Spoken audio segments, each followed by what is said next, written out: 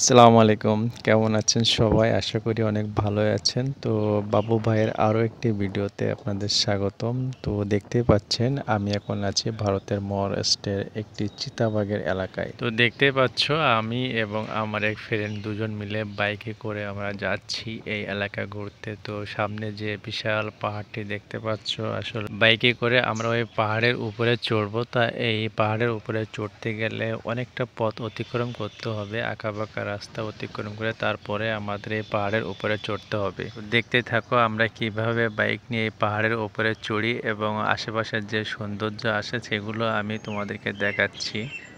এই যে আঁকাবাঁকা রাস্তাটি দেখতে পাচ্ছ এইটাই কিন্তু সোজা পাহাড়ের উপরে চলে গিয়েছে। আর এই যে সাইডে যে গাছগুলো দেখতে পাচ্ছ এগুলো কিন্তু ভুট্টা গাছ। আর যে লাল লাল গাছগুলো দেখতে পাচ্ছ ঘাসের মতো এগুলো কিন্তু জীবিত ছিল কিন্তু এখন মারা গেছে।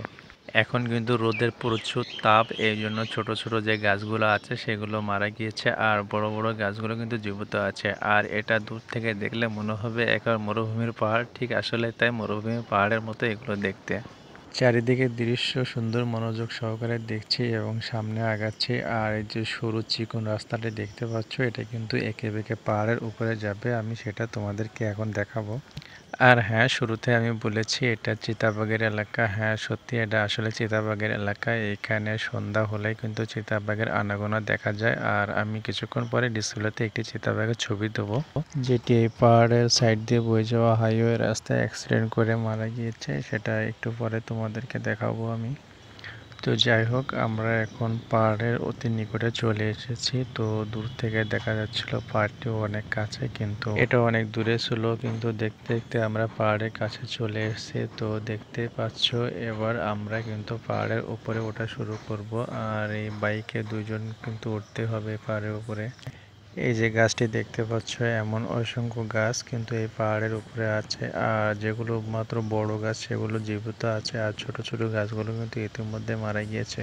আর এই দেখো আমরা কিন্তু পাহাড়ের উপরে ওঠা শুরু করছি। আর আমাদের গাড়ি কিন্তু অনেক প্রেসার নিচ্ছে, কারণ এখান থেকে পাহাড় অনেক উঁচা।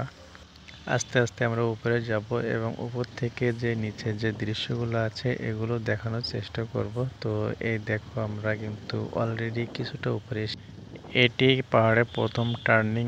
আর এভাবে অনেকগুলো টার্নিং পার করতে হবে, কারণ এগুলো সোজাভাবে কিন্তু পাহাড়ে ওঠা যায় না, এঁকে বেঁকে উঠতে হয়। দেখতে পাচ্ছ যে এখানে কত একটি টার্নিং আছে। আর এই প্রথম আমরা ১ নম্বর টার্নিং এটা অতিক্রম করলাম। সামনে কিন্তু আরও একটি টার্নিং আছে। এই ফাঁকে আমি একটু তোমাদেরকে দেখিয়ে দিচ্ছি পিছনের দৃশ্যগুলো। বাইকের পিছনে বসে কিন্তু অনেকটা নার্ভাস লাগছে, কারণ পাহাড়ের উপরে ওঠা অনেকটা কষ্টসাধ্য।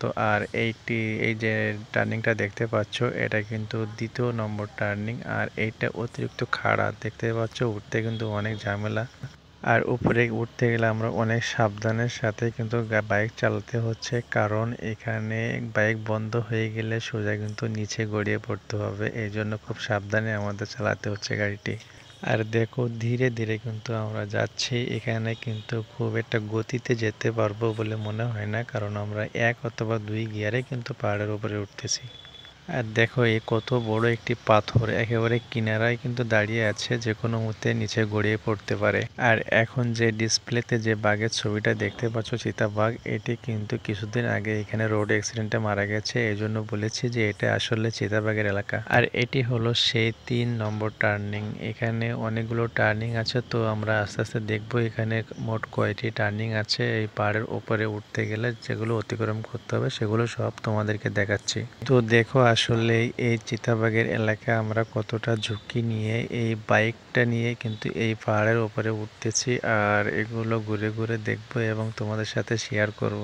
এখন আমরা ৪ নম্বর টার্নিং অতিক্রম করব। আর এই ৪ নম্বর টার্নিং অতিক্রম করা হয়ে গেলে কিন্তু আমরা একবার পাহাড়ের চূড়ায় কিন্তু যেতে পারছি না, পাহাড়ের মাঝ বরাবর কিন্তু আমরা এসে পড়ছি। আমরা এখন প্রায় ১,৫০০ ফুট উপরে আছি। আর এই রাস্তাটা হলো পাহাড়ের মাজা বরাবর, কিন্তু একেবারে পাহাড়ের চূড়া দিয়ে কিন্তু রাস্তা হয়। এই রাস্তা দিয়ে আমাদের এখন ৩.৫ কিলোমিটার রাস্তা অতিক্রম করতে হবে, তাহলে এই পাহাড়টি কিন্তু আমরা অতিক্রম করতে পারবো। এই জনমানবহীন রাস্তায় কিন্তু শুধুমাত্র আমরা দুইজনই আছি, আর আমরা দুইজন কিন্তু বাংলাদেশি আর ঘুরে বেড়াচ্ছি এই এর প্রত্যন্ত এলাকায়। আর আমরা যখন এই পাহাড়ের উপরে চলে আসলাম তখন কিন্তু প্রাকৃতিক সিনারিটা আরো অনেক সুন্দর উপভোগ করতে লাগলাম, কারণ এর উপরে দাঁড়িয়ে নিচের দিকে তাকালে মনে হবে যেন আমরা কোথায় না কোথায় চলে এসেছি। এই জায়গাটা আমার কাছে এত সুন্দর মনে হয়েছে যেন আমি কাশ্মীর চলে এসেছি, কিন্তু আসলে এটি কাশ্মীর নয়, এটি মহারাষ্ট্রের একটি জায়গা। এই জনমানবহীন এলাকায় যদি আমাদের সামনে একটি চিতাবাঘ আসতো, কিন্তু আমাদের কিছু করার ছিল না, কারণ এখানে যেমন সুন্দর তেমন কিন্তু অনেক রিস্ক আছে।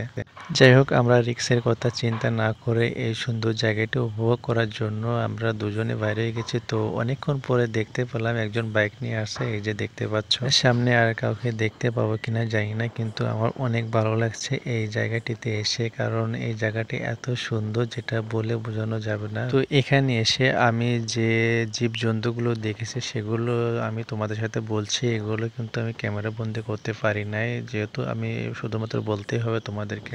এক নম্বর, এখানে প্রচুর ময়ূর দেখতে পাওয়া যায়, যেটা আমি ঝাঁকে ঝাঁকে পালে পালে পালে দেখেছি। আরেকটা জিনিস, এখানে বান্দর এবং হনুমান এবং হরিণ, এখানে প্রচুর হরিণ আছে, এই জন্য হয়তো এখানে চিতাবাঘের আনাগোনা বেশি। এবং এখানে যারা বসবাস করে তাদের থেকে শুনেছি যে এখানে প্রচুর পরিমাণ চিতাবাঘ আছে, যেগুলো রাত্রে বাইর হয়, দিনের বেলা সম্ভবত বাইর হয় না।